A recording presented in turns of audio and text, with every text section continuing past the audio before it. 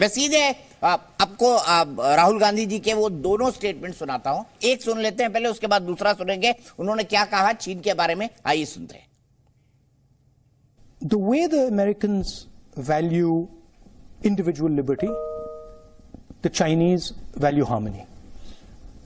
They are not, individual liberty is not central to their idea.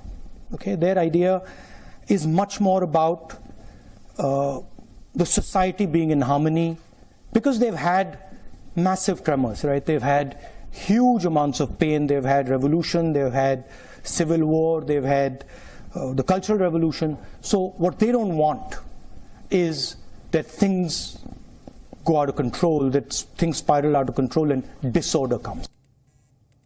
ठीक है, Chinese value harmony, इसका क्या मतलब है? अंशुमन सेल जी आपके पास आऊंगा, लेकिन सीधे अजय आलोक जी के पास चलता हूं। मैं आ रहा हूं, एक एक कमेंट में सबका ले लूं, सभी लोग पैनल में इंतजार कर रहे हैं। आलोक जी आप बताइए, राहुल गांधी जी के इन बयानों पर आप क्या कहेंगे?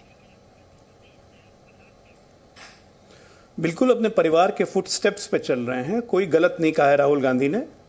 उन्होंने वही कहा है जो 1952 से लेकर 1962 तक जवाहरलाल नेहरू गाते रहे, हिंदी चीनी भाई भाई। और जब पीठ में छुरा भोंका तब पता चला हिंदी चीनी भाई भाई नहीं, हिंदी भाई भाई चीनी कसाई कसाई। और उसी गम में नेहरू जी चले गए। तो इतिहास अपने आप को दोहराता है। राहुल गांधी ने पुनरावृत्ति की है, लेकिन इस पुनरावृत्ति करने के चक्कर में अगर चीन में इतनी सद्भावना है तो मेरे गलवान के 50 शहीद जो सैनिक शहीद हुए थे वो किस सद्भावना की तरह शहीद हुए थे, राहुल गांधी और कांग्रेस पार्टी जरा उस पर भी ज्ञान दे दे तो बहुत अच्छा रहेगा। और स्वाभाविक है, चीन में सद्भावना है तभी राजीव गांधी फाउंडेशन से पैसे भी मिल जाते हैं। चीन में सद्भावना बहुत ज़्यादा है, इसलिए गलवान युद्ध के दौरान चीनी राजदूत के साथ डिनर उनर भी हो जाता है।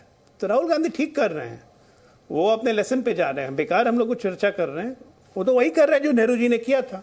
हिंदी चीनी भाई भाई का नारा सबसे पहले रविन्द्रनाथ टैगोर ने दिया था 1924 में, वो भी सांस्कृतिक एक्सचेंज कार्यक्रम के दौरान, जिसको नेहरू जी ने लपक लिया। और सबसे पहली बार बोला बीजिंग के ग्रेट हॉल में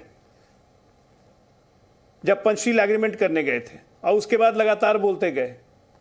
तो ठीक है, देश का अपमान करने की आदत है जो शुरू से चल रही है, आज भी चल रहा है, तो कौन सी नई बात होगी। सुनने दीजिए, हमें भी, देश को भी सुन के अच्छा लगेगा कि भाई इंग्लैंड की धरती में जाके, ठीक है, जो इंग्लैंड ही नहीं मानेगा कि चीन में सद्भावना है। अच्छी बात, राहुल गांधी जी को बधाई। अंशुमन सेल जी आपके पास आऊंगा इसका जवाब लेने के लिए, जो टिप्पणी अजय आलोक ने की है। लेकिन मनोज यादव काका जी, आप कह रहे हैं आप कांग्रेस के साथ नहीं लड़ेंगे, कांग्रेस कोई बड़ी पार्टी भी नहीं है, इन चुनाव ने साबित कर दिया उत्तर प्रदेश के अंदर। लेकिन समझना चाहूंगा, राहुल गांधी के ये बयान क्या ब्रांड मोदी को और मजबूत नहीं करते?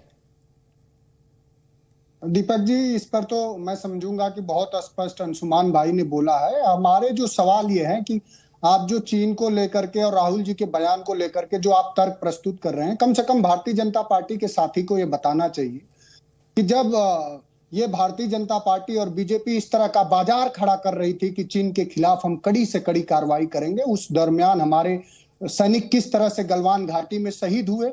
और ये बात कर रहे हैं पुलवामा का, पुलवामा अटैक के जो नौजवान, जो हमारे तो धरती के वीर जवानों ने अपनी शहादत दी है, और हमारे ही यहाँ के बनारस चंदौली के ही रमेश यादव और अवधेश यादव की लाशों को हम लोगों ने अपने हाथों से उठाया है। तो उसकी पीड़ा तो हम लोग बखूबी समझ रहे याद आ रहे हैं। मनोज यादव मतलब कितने सिलेक्टिव हैं, आपको भी यादव, शहीदों की आप बात कर रहे हैं, नाम आपको यादव के याद आ रहे हैं। दीपक जी इतना बेबस ना होइए, शहीदों का नाम ले लेना। नहीं हो रहा हूं भैया, मैं बता रहा हूँ सोच की, सोच बता रही है। आपके घर में कोई है फौज में? आपके घर में कोई है फौज में? कोई है फौज में? इसी भारतीय जनता पार्टी ने देश के नौजवान जो देश के लिए शहादत देते हैं उनको अग्निवीर बना दिया। आपने सवाल खड़ा करने का हिम्मत किया? सब सवाल खड़े किए भैया, अग्निवीर पे भी सवाल किए, आप पे भी सवाल खड़े करेंगे। मैं तो सीधा सवाल का जवाब मांग रहा हूँ कि आपको शहीद में भी यादव नजर आ रहा है, जैसे ओवैसी साहब को मुसलमान नजर आते हैं। हिम्मत करा, आप पूरा सवाल का जवाब सुन लीजिए दीपक भाई। आप एक देश के प्रतिष्ठित पत्रकार हैं, और जो बात कर रहे हैं चाइना के खिलाफ, क्या करा आपने? आपको इंडियन इकोनॉमिक्स टाइम्स की रिपोर्ट पढ़नी चाहिए। चाइना में भारत का व्यापार इस समय सबसे ज्यादा बढ़ा हुआ है। अब सुधांशु जी से पूछिए कि एक तरफ तो आप चाइना विरोध की बात करते हैं, दूसरे तरफ आपका 135 अरब डॉलर का व्यापार चल रहा है। ये किस तरह का दोहरापन है? और ब्रिटिशर्स के सबसे ज्यादा समर्थक तो सावरकर थे। जब पूरे देश के लोग अपनी शहादत दे के देश में आजादी का पैगाम चला रहे थे तो उधर माफीनामा लिखा जा रहा था। तो इनसे सवाल करिए, ये लोग सिर्फ राष्ट्रवाद के नाम पर बाजार खड़ा करेंगे और पूरे देश में बेकारी बेरोजगारी इतनी है। आप ब्रिटिश के और बेरोजगारी की बात कर रहे थे, अपने यहाँ बेरोजगारी दर कितना है? अभी इंडियन एक्सप्रेस ने 2 दिन पहले छापा है, आप बताएंगे अपने यहाँ बेरोजगारी दर क्या है? बोलिए बेरोजगारी दर, बोलिए, आप बात करेंगे, बोलिए ना बेरोजगारी दर। आपका रुपया मनोज यादव जी चैलेंज कर रहे हैं, वो आपको बोलिए बेरोजगारी दर कितनी है? दीपक जी सुन लीजिए, अन्यथा बुलाया मत करिए। दोस्त सुन लीजिए, जो देश के अरे आप प्रधानमंत्री ही को तो सुन रहा हूँ मनोज यादव काका जी, आप ही को सुन रहा हूँ। मेरे दोस्त सुनिए तो, मेरे सुनिए। अरे बेरोजगारी की दर बोलिए ना, इस समय कितनी है? 135 करोड़ लोगों का सवाल। जो देश के प्रधानमंत्री ये कहते थे कि रुपया जब गिरता है तो देश का मर्यादा गिरती है, आज रुपया गिर के कहां चला गया है दोस्त? आप बयान दे पाएंगे? आप फिस्कल डिफिसिट पर बोल रहे थे, क्या है देश का फिस्कल डिफिसिट? आप बताएंगे क्या है? आप और आप विकास दर नहीं बताया, 4.4 हो गया है। ये आंकड़े आप भूल जाते हैं सुधांशु जी, आंकड़े सिर्फ वही आप प्रस्तुत करेंगे। अरे कहां 4.4 हो गया, याद ही नहीं है हवा में। क्या है? सोर्स कोड करिए, सोर्स कोड करिए। जीडीपी कितना है आप बताइए? आप सुधांशु जी 6.1, आप तो आपसे 6.1 ये करी जाती है कि व्हाट्सएप यूनिवर्सिटी से आप अपना ज्ञानवर्धन नहीं करते होंगे। ठीक है, उत्तर प्रदेश अरे भाई मैं आप सोर्स कोड मनोज करिए, यादव सोर्स कोड करिए। बेरोजगारी दर क्या है उस पर बात करेंगे। 8 साल बीत गया, कहीं कोई आपका विकास नहीं दिखा। पूरे देश में बेरोजगारी चरम पर है, महंगाई चरम। अरे यही सब बातें लेकर गए तो अभी 2022 का चुनाव हारे मनोज यादव काका जी, यही सब बातें तो करी थी आपने, हार गए ना। कितनी सीटें मिली बताइए? दीपक भाई बहुत विनम्रता से आपसे कहना चाहूंगा कि चुनाव हारने के ये बिल्कुल मायने नहीं है कि लोगों के बुनियादी सवाल धूमिल हो जाते हैं। और बुनियाद क्या ये सच नहीं है? आपकी बात को मैंने एक्सेप्ट किया कि सवाल धूमिल नहीं होंगे। मैं सीधे सुधांशु जी के पास चलता हूं। सुधांशु जी, आप काका साहब ने कई बातें कही थी, आप बोलिए कि क्या देश के हालात इतने खराब है? उनका ये दावा है महंगाई है, बेरोजगारी है, देश के हालात बहुत बुरी तरह से खराब हैं, और उनका ये भी कहना है कि गलत इंटरप्रिटेशन चीजों का निकाला जा रहा है। हाँ, मैं बिल्कुल हर चीज को सोर्स के साथ कोट करते हुए कहता हूं। पीरियोडिक लेबर सर्वे की लेटेस्ट रिपोर्ट के अनुसार भारत में इस समय बेरोजगारी की दर 4.1% है, जो कि पिछले 5 वर्षों के सबसे न्यूनतम स्तर पे है।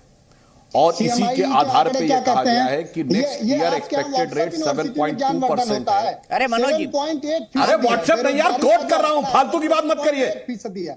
आप व्हाट्सएप यूनिवर्सिटी से अपना ज्ञानवर्धन मनोज जी जो आपको सूट करेगा। अरे व्हाट्सएप आपको सोर्स कोड करो, जो क्या बेहुदा बने बोलने लगते हैं बीच में, कोई भी आके बोलने लगता है। आप व्यग्र हो। अरे भाई मैंने कहा पीरियोडिक लेबर सर्वे।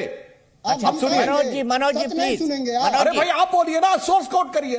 आप सच नहीं सुनेंगे। क्या तरीका है? इंडियन एक्सप्रेस व्हाट्सएप पे आप बोल रहे हैं, मैंने सोर्स कोड करके बोला, आप सोर्स कोड करिए, सोर्स कोड करिए। इंडियन एक्सप्रेस की और भारत की ग्रोथ रेट 6.1% और ग्लोबल ग्रोथ में 15%। ये क्रिस्टीना जॉर्जिएवा IMF चीफ, आप सोर्स कोड करिए। बोलिए क्या तरीका है दीपक जी? अच्छा मनोज जी प्लीज आपके बीच में नहीं बोले, सम्मान करिए ना इतनी इस बात का। सदन के सदस्य हैं, आप इतना झूठ बोलेंगे देश के।